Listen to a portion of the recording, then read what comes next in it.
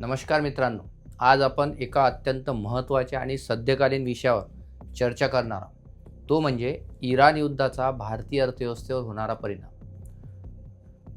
सगळ्या न्यूज चॅनलमध्ये, सगळ्या वर्तमानपत्रामध्ये आणि सगळ्या ग्रुपमध्ये एकच चर्चा सुरू आहे की युद्ध सुरू आहे, पुढं काय होणार. या सगळ्या इराण युद्धाच्या संदर्भामध्ये इराण युद्धाचा नेमका आपल्या देशाच्या अर्थव्यवस्थेवर कुठला परिणाम होणार आहे याविषयी आपण थोडंसं निरपेक्ष आणि मुद्देसूद चर्चा आजच्या व्हिडिओमध्ये करणार. फेब्रुवारी-मार्च 2026मध्ये म्हणजे या गेल्या महिन्याच्या फेब्रुवारी महिन्याला आणि या मार्च महिन्याचा आता सुरुवात झाली. यामध्ये अमेरिका, इस्रायल आणि इराण यांच्यामध्ये जो उद्भवलेला सशस्त्र संघर्ष आहे हा केवळ आता पश्चिम आशियापुरता मर्यादित राहिलेला नाही आहे मित्रांनो. त्याचे थेट आणि दुर्गमी परिणाम आपल्या भारतीय अर्थव्यवस्थेवर होत आहे.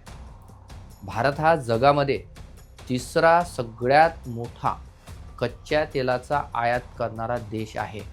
जगामध्ये तिसरा नंबरचा देश आहे जो क्रूड ऑइल किंवा कच्च्या तेलाची आयात करतो. त्यामुळं पश्चिम आशियामधील कोणत्याही भूराजकीय अस्थिरतेचा थेट फटका आपल्या भारतावर पडतो. मग भारताच्या महागाईवर, भारताच्या चलनावर आणि व्यापार आणि शेअर बाजारावर त्याचा परिणाम पाहायला मिळतो. त्यामुळे आपण थोडक्यात समजून घेऊया या इराण युद्धाच्या संदर्भामध्ये भारतीय अर्थव्यवस्थेवर कोणकोणते परिणाम कसे होणार आहेत. पहिला महत्त्वाचा मुद्दा आहे की स्ट्रेट ऑफ होर्मुझ ज्याला म्हटलं जातं, हे नेमकं काय.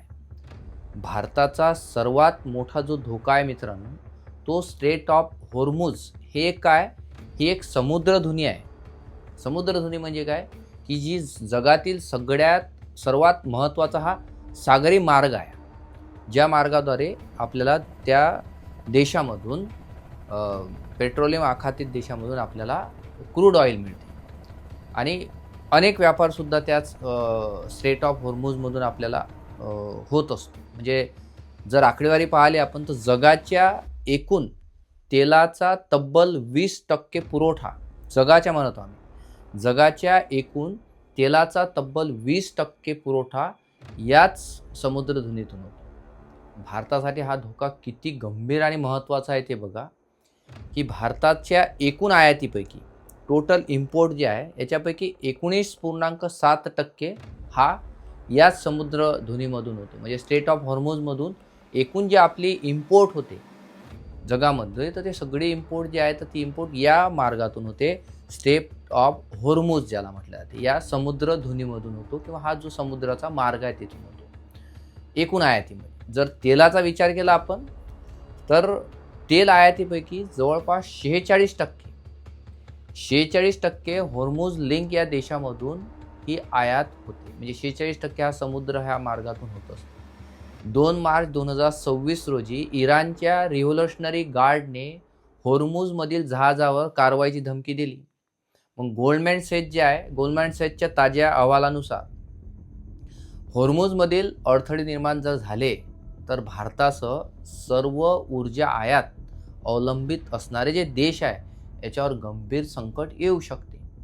थोडक्यात होर्मुझ बंद होणे म्हणजे काय की भारताचा ऊर्जा पुरवठा धोक्यात येणे.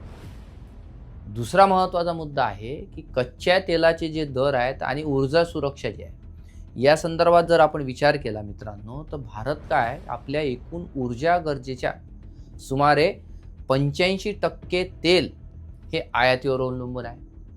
म्हणजे हेच तर सर्वात मोठं आपलं ज्याला आपण व्हर्नॅबिलिटी असं म्हणू की सगळ्यात मोठं जे योगदान आहे की एकूण ऊर्जा गरजेची जी आहे जे आपली ऊर्जेची गरज आहे ते 85% ते आपल्या तेलामधूनच आपली ही गरज पूर्ण होते.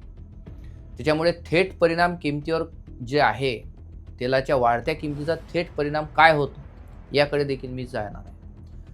$10 प्रति बॅरल वाढ जर झाली या काळामध्ये तर करंट अकाउंट डेफिसिट ज्याला आपण मराठीमध्ये चालू वित्तीय तूट म्हणतो ते 40 ते 50 बेसिस पॉईंटने रुंदावू शकतो.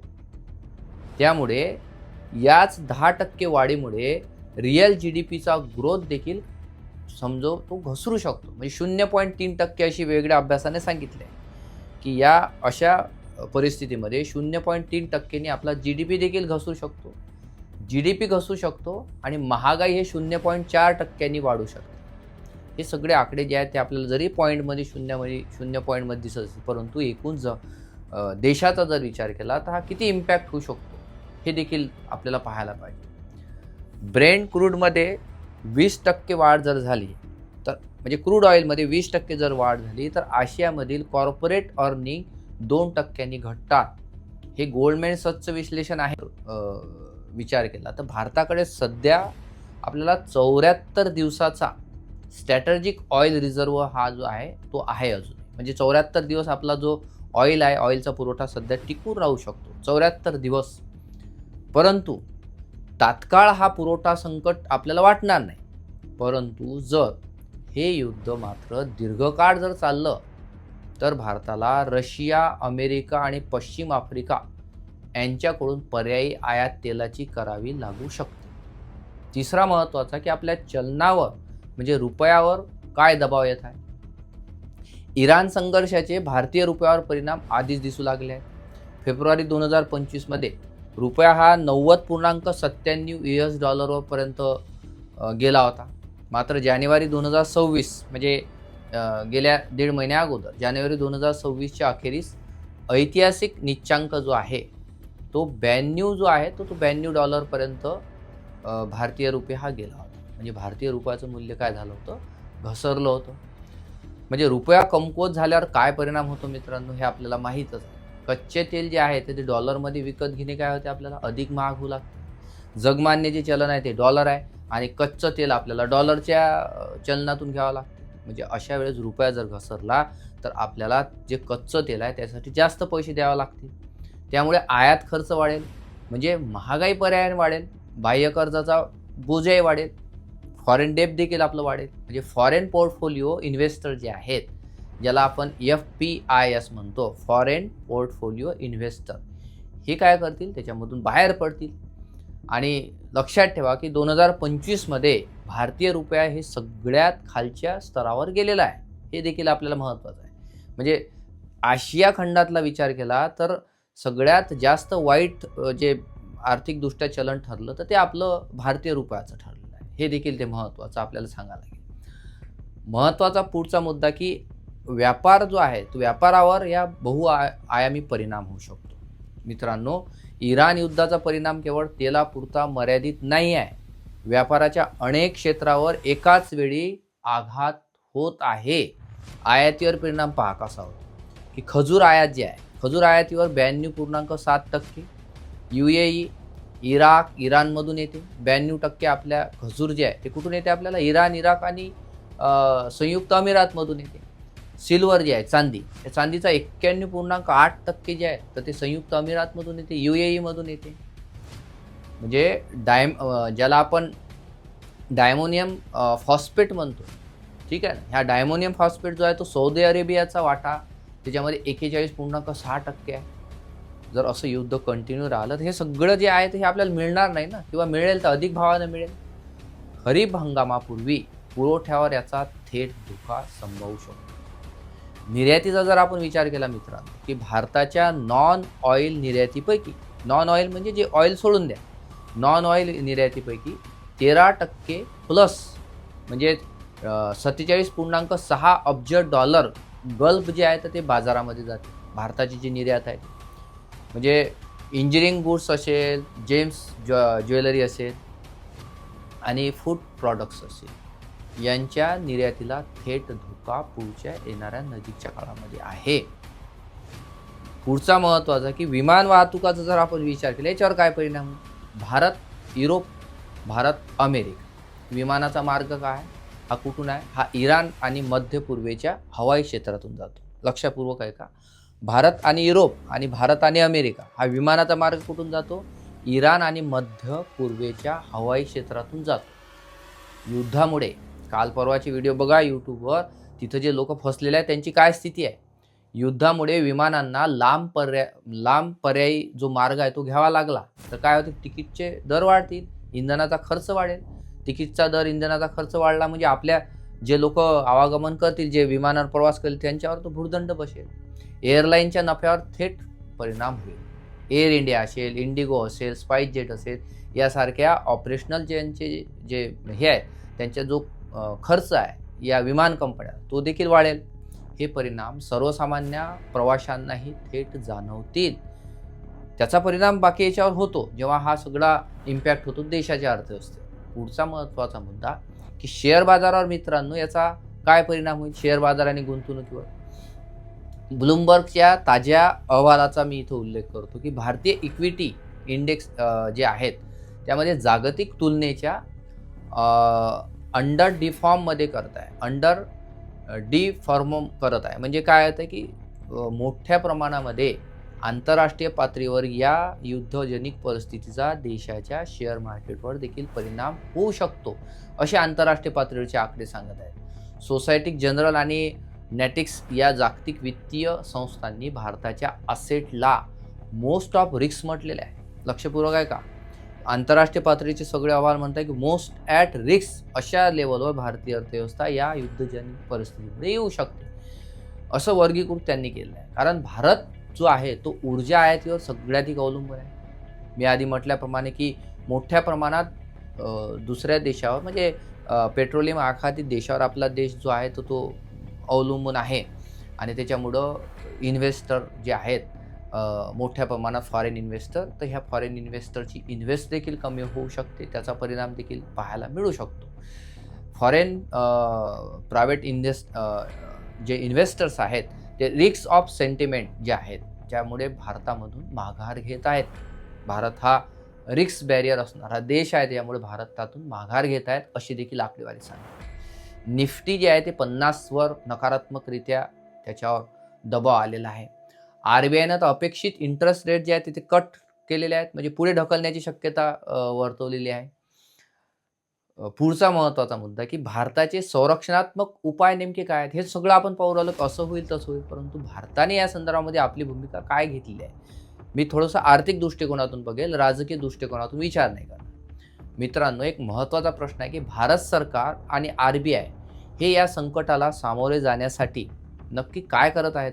सर्वात आधी की तेल पुरवठ्याचा जर आपण विचार केला तर हॉर्मुझ मार्ग बंद झाला, हा समुद्र मार्ग जर बंद झाला, युद्ध जर कंटिन्यू दीर्घकाळ चाललं तर भारताने यासाठी काही पर्याय केलेले आहेत. भारताने पर्याय केले म्हणजे काही पर्यायी मार्ग शोधलेले आहेत.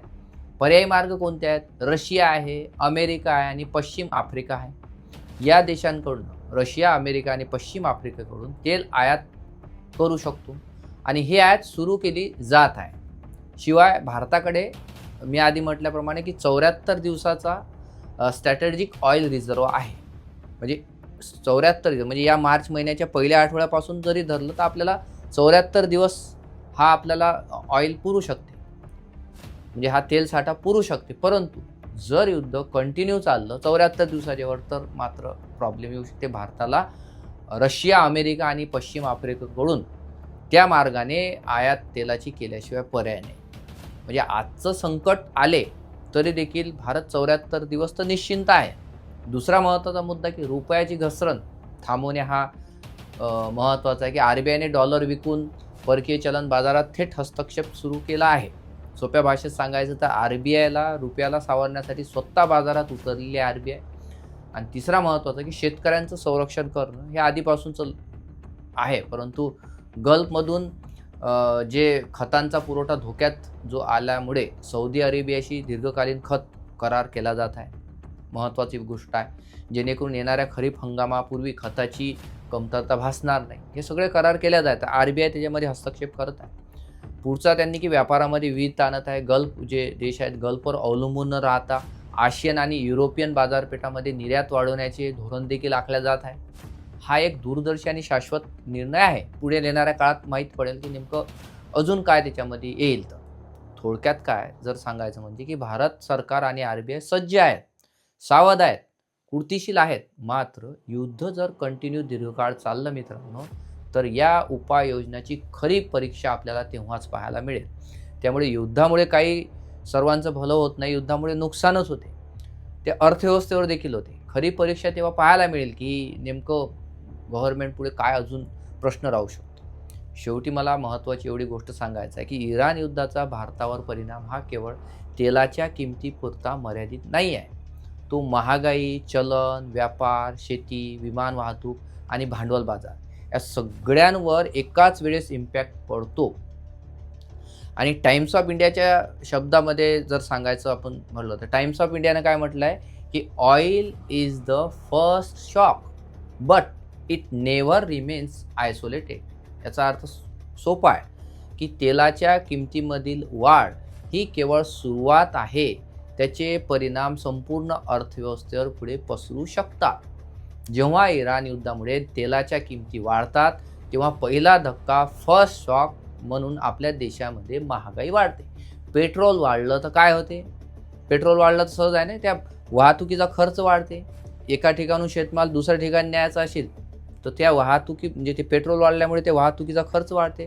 तो आधी 1000 रुपये घेत होता, आता 1500 रुपये घे. ते 1500 घेतल्यामुळे त्या प्रॉडक्टच्या किमती अजून वाढून जातील. हा सगळं आहे. पेट्रोल डिझेल महाग तर वाहतूक खर्च महाग. मग हा धक्का एकट्यानं थांबत नाही. पुन्हा वाहतूक खर्च महाग तर मी आधी म्हटल्यामुळे भाजीपाला महाग, धान्य महाग, दूध महाग, सगळंच महाग. उत्पादन व्यय वाढून जातो, उत्पादन खर्च वाढतो. मग कारखाने असतील ते तोट्यात चालतात. महागाई वाढते, रुपया कमकुवत होतो. पुन्हा रुपया कमकुवत आयातीवर आणखी महाग होते. गुंतवणूकदार घाबरतात की शेअर बाजार खाली येऊन जातो. म्हणजे एकूण सरकारचा खर्च वाढतो. सामाजिक योजनांवर कात्री देखील पडण्याची शक्यता आहे. ठीक आहे ना. म्हणजे जो पैसा भारतातला त्याच्यावर परिणाम देखील होऊ शकतो. सोपं मी उदाहरणाद्वारे देखील सांगतो आणि या व्हिडिओचा शेवट करतो. एखाद्या तलावामध्ये एक दगड टाकला तर काय होते? एखाद्या तलावामध्ये एक दगड टाकला, फक्त त्या ठिकाणी लाट येत नाही तर त्या तलावभर अनेक लाटा निर्माण होतात, अनेक लाटा पसरतात. असंच आहे या युद्धाचा परिणाम. तेलाचा धक्का देखील असाच आहे. जो तेलाचा धक्का संपूर्ण अर्थव्यवस्थेमध्ये चेन रिॲक्शन ज्याला म्हणतो तो निर्माण करू शकतो. तेल महाग झालं की सर्वसामान्य माणसाच्या जीवनामधील प्रत्येक गोष्ट महाग होते.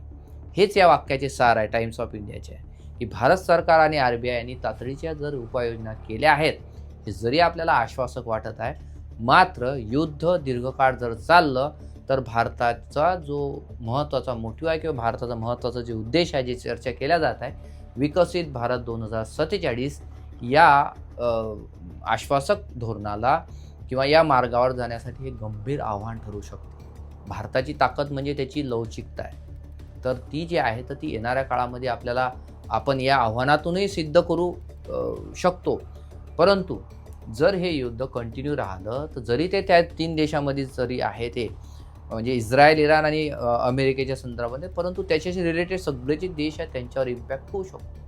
अशा प्रकारे आज आपण भारतीय अर्थव्यवस्थेवर या इराण युद्धाचा काय परिणाम होणार आहे तो पाहिला. या संदर्भामध्ये काही मनामध्ये प्रश्न असतील तर जरूर तुम्ही या व्हिडिओच्या खाली कमेंटमध्ये लिहा.